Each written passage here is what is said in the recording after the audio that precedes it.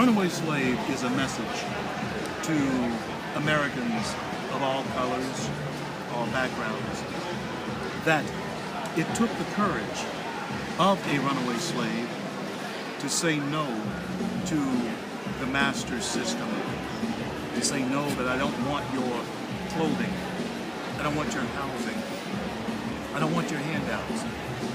And then they run toward the blessings of liberty, not really knowing what that is, but they go toward it, risk whatever it takes to get it. The same thing was in the spirit of those who came here on the Mayflower. They were escaping the tyranny of King Charles to come here to this country. And just like the slave, there was no guarantee that they'd ever survive their journey to freedom. But they were willing to risk whatever it took to gain that freedom. And so, in the DNA of every American, whether your ancestors came here on the Mayflower, or whether they came here in slave ships, and then had to escape the tyranny of plantation, in the DNA of every American is the thirst for liberty and freedom. That's what Runaway Slave is about. Now you talk about escaping the plantation, and in Runaway Slave you refer to the government dependency as the 21st century form of slavery.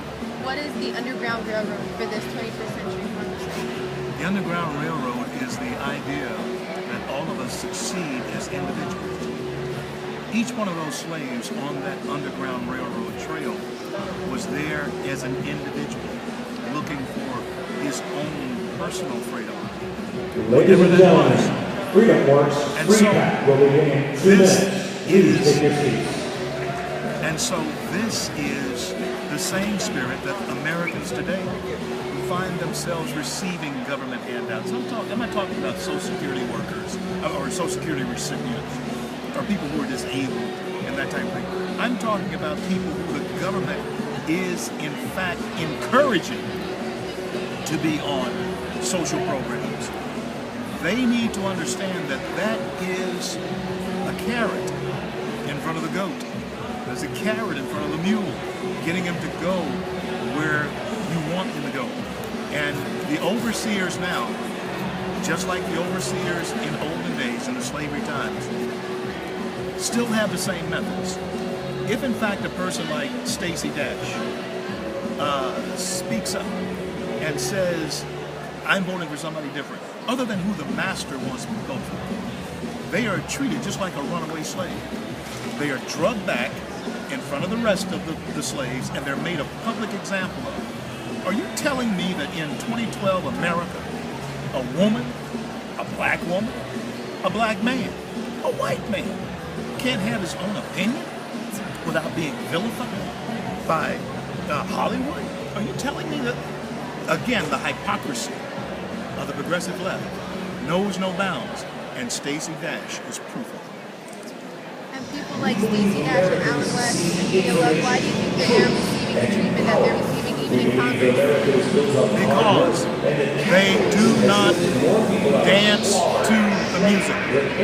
They call Stacey a sellout. They'll call Alan a sellout, me a sellout. Let's really consider who the real sellouts are. The real sellouts are those who are still in that system and encouraging other black people to stay on that government plantation.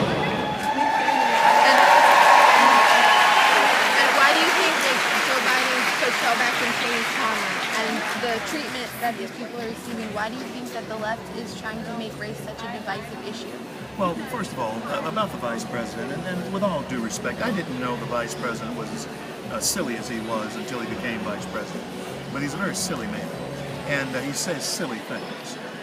But race is a very effective tool to keep people divided because it's a very visual thing. You can see a difference there. But the truth of the matter is, all of us want the same things for ourselves, and that is to enjoy the blessings of liberty. That's what all of us want. And so, to keep that alive forever gives them a certain amount of power. Thank you so much. Thank you.